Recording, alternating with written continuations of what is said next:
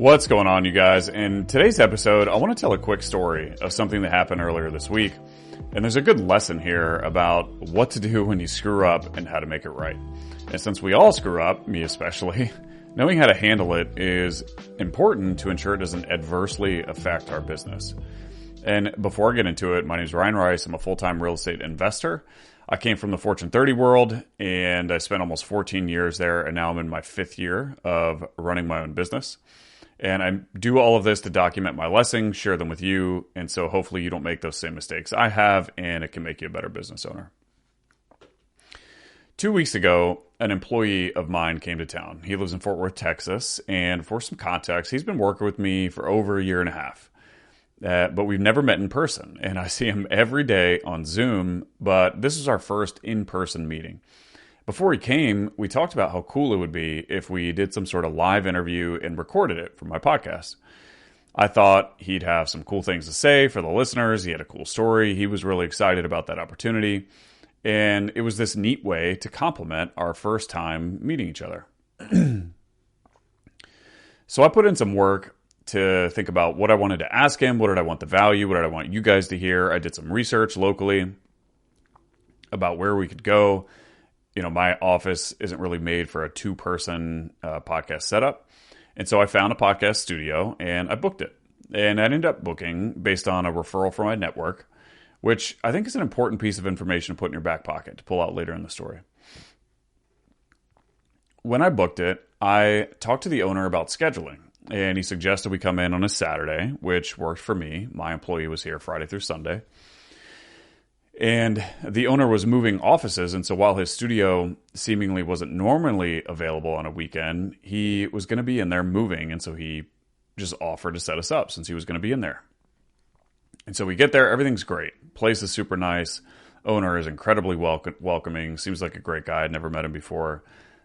He gets us set up. We do the podcast. And my employee and I were really excited. We thought we had a great conversation. It was the first guest, I had on my podcast, like I mentioned, and we were happy with the conversation. We were happy with the outcome. And, we kind of settled up with the owner, and he said he would transfer me the files. We'd be good to go. And so he shot me an email after we left saying that all the audio files would transfer. All the audio files would transfer first because the video files were really large, and I would get those later. Okay, cool. Sounds good. So I get the audio files just as he described, was able to do what I need to do to get them published for the podcast, because right now it's only available in audio version. But I never got the video files, and so I just sent a follow-up email. I said, hey, just FYI, I never got the video files, no rush, just making sure you're aware. And he replied at the end of the day, and when I read it, I got really bummed.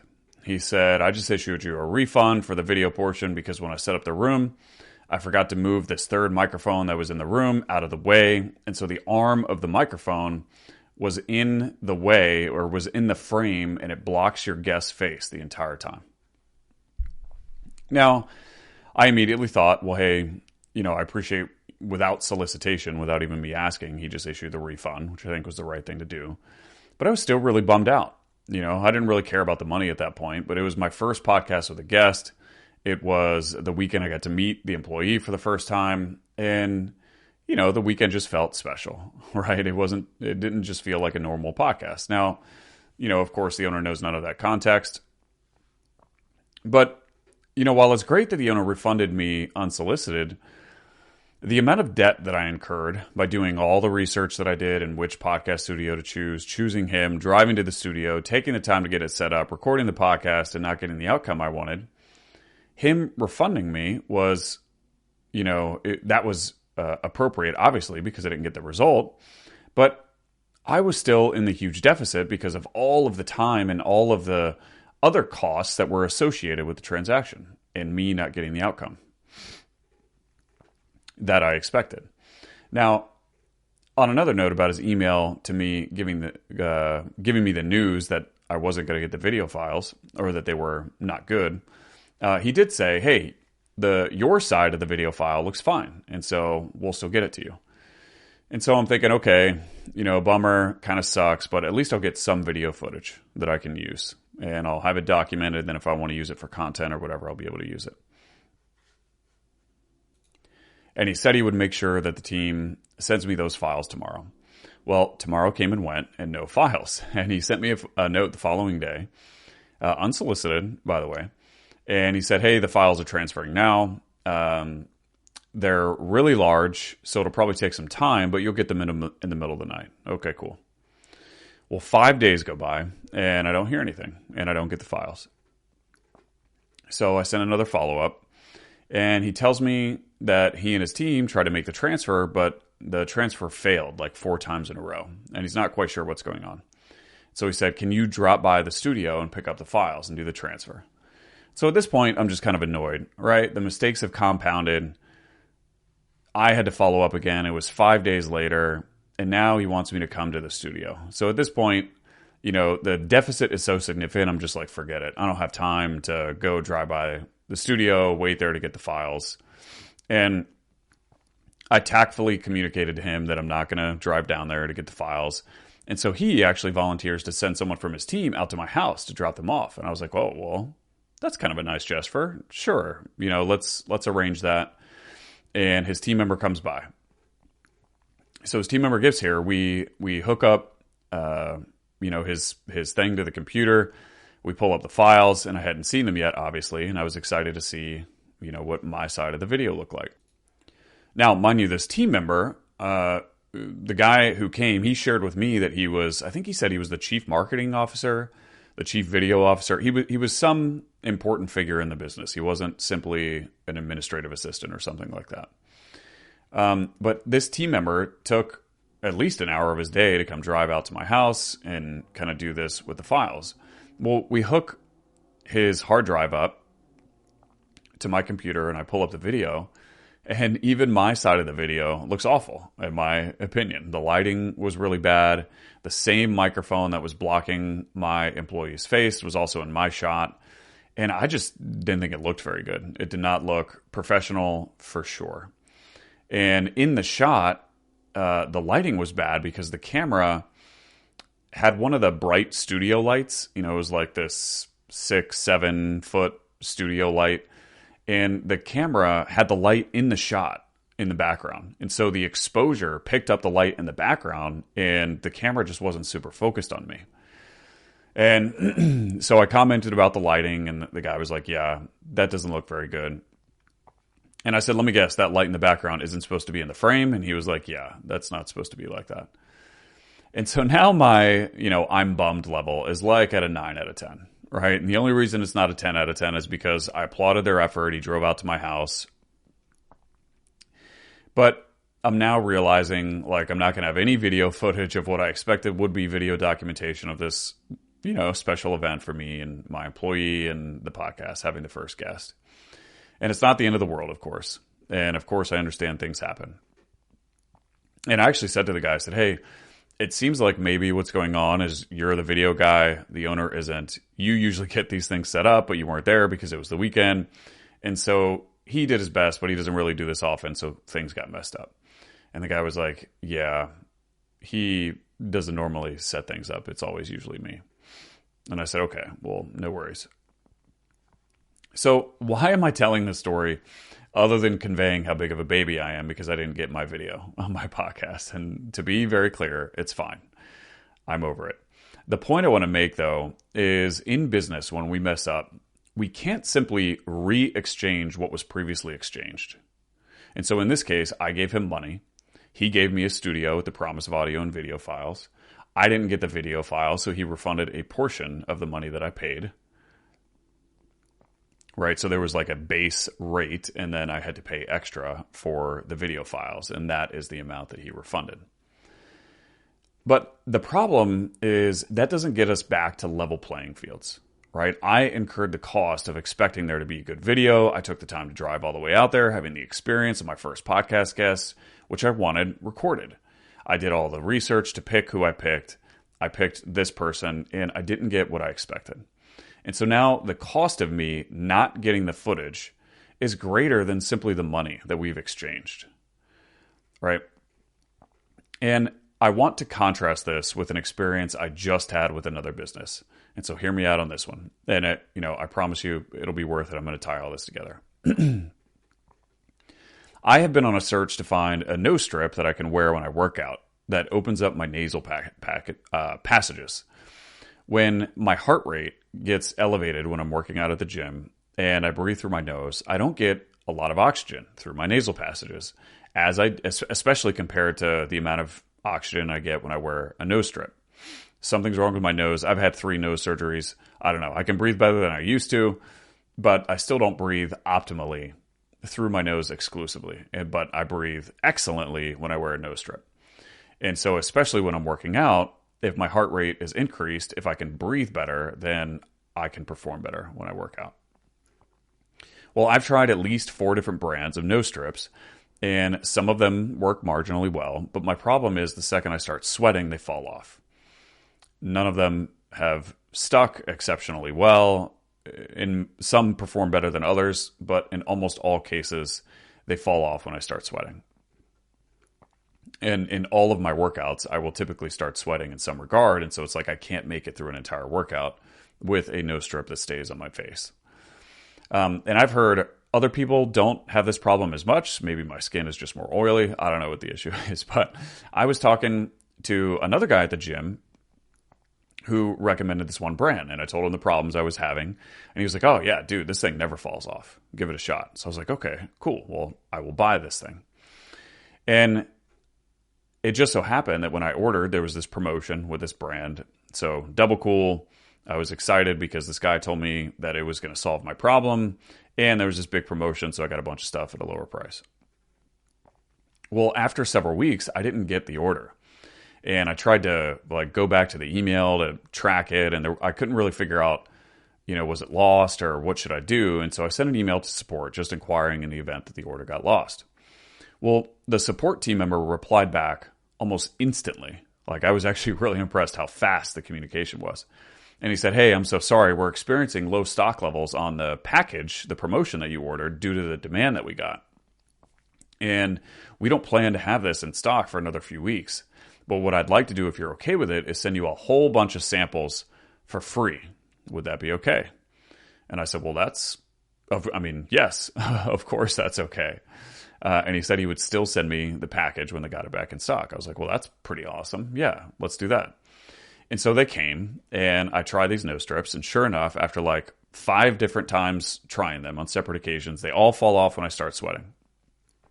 And so I was about to just trash them, move on to the next brand, continue my search to find one that would fit for me. But then I remembered this awesome guy who emailed me. He emailed me quickly. And, oh yeah, he sent me all those samples. That guy was pretty cool. So I thought, well, let me just email that guy. Maybe I'm using them incorrectly. And let me give this brand a shot because that guy was so responsive. And so on a Saturday morning, I sent an email. I went and looked it up. 7:53 a.m. on a Saturday morning. I sent an email, and I just explained the issue that I was having. At 8:10 in the morning, less than 20 minutes later on a Saturday, the same guy responds, at least by name. His name is Luke. He responded by Luke in the first email, and now Luke is responding again. So I'm assuming it's the same guy. Maybe it's a bot. I don't know. But whatever happened, they responded 20 minutes on a Saturday morning later after I sent this, 20 minutes after I sent this original email. And he says, hey, Ryan, so sorry to hear about this issue. We actually just released a new product that's supposed to help with exactly that. Can I send you a few samples of that to try? And I was like, of course.